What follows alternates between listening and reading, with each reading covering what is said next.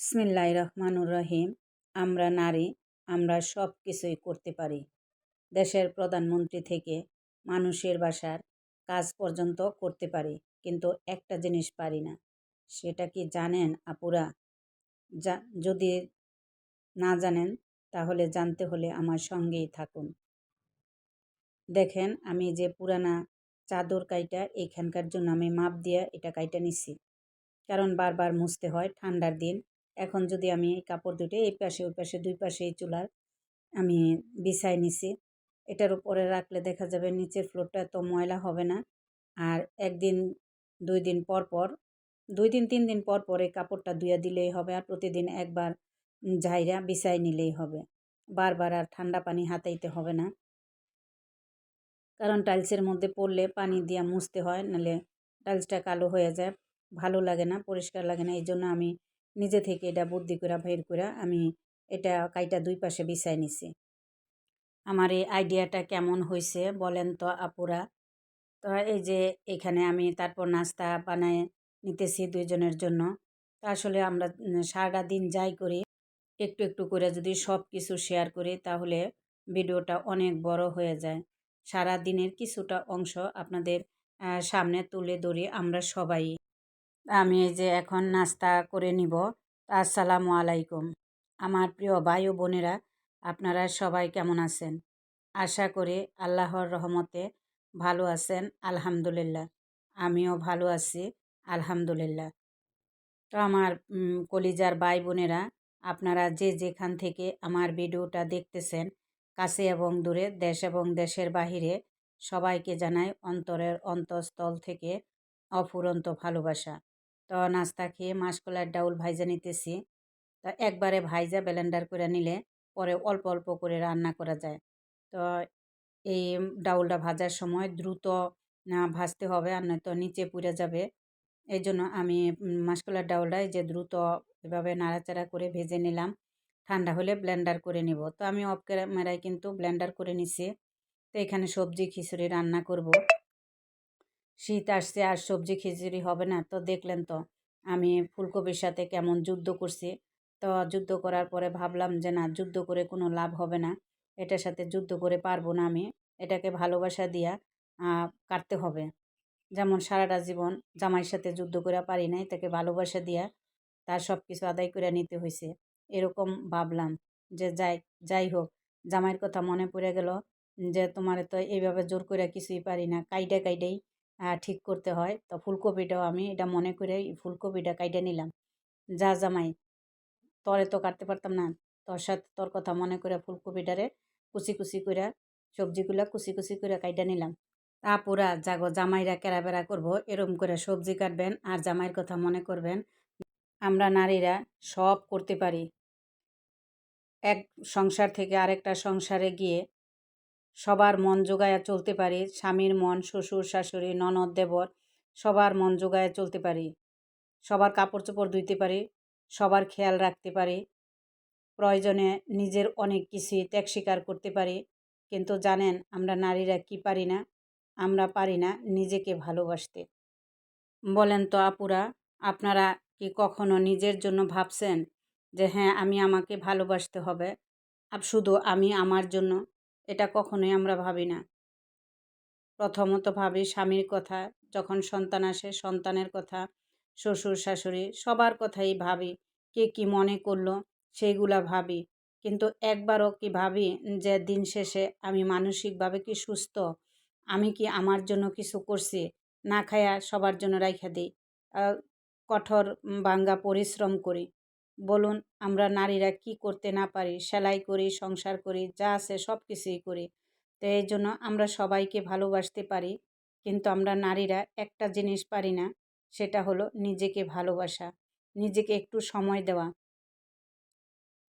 তো এই যে দেখেন, আমি সবজি কাইটা রাইখা গরম গরম যেহেতু সবজি খিচুড়ি খাবো সেই জন্য আর রান্না বসাই নাই। তো এখানে আমার একটা হিজাব ছিল নামাজ পড়ার জন্য। তো হিজাবটা মাথার ওই দিক দিয়ে নষ্ট হয়ে গেছে, যে ভাবলাম এটা দিয়ে আমি কি করব। তো এটা দিয়ে আমি দেখেন একটা কি সুন্দর আইডিয়া বের করছে, এটা আমি নিজে থেকেই বের করছি। এই যে আমার চাউলের ডামরা, তো এটার মধ্যে আমি এখন এটা দিয়ে রাখবো। তো আমার এই আইডিয়াটা কেমন হয়েছে আপুরা? একটু কমেন্টে জানাবেন। এখানে একটা ফুলদানি দিয়ে রাখলে ঘরটা সুন্দর হয়ে যাবে। তা আমার রুমটা তো ছোট, এজন্য আমার এইখানেই এটা আমরা রাখতে হয়। এজন্য আমি এটা আইডিয়াটা বের করলাম। তো কেমন হলো আপুরা দেখবেন।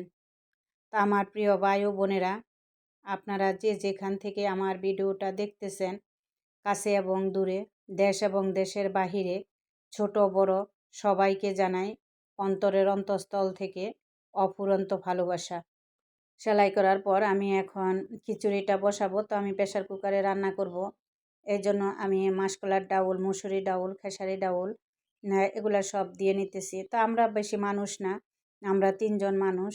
এই জন্য আমি অল্প একটু চাউল দিলাম।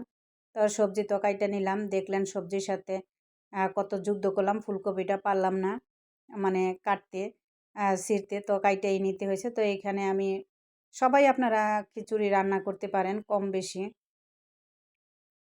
তো যারা পারেন না তাদের জন্য এখানে আমি আদা, রসুন, পেঁয়াজ কুচি, কাঁচামরিচ, পেঁয়াজ বাটা, গরম মশলার গুঁড়া, জিরা গুঁড়া সব দিয়া, লবণ দিয়া ভালোভাবে এটারে মাখায় নিব। আমি কিন্তু এখন একটু তেলও দিব না, তেল ছাড়া প্রেসার কুকারে দিয়ে আমি ভালোভাবে বসিয়ে দিব।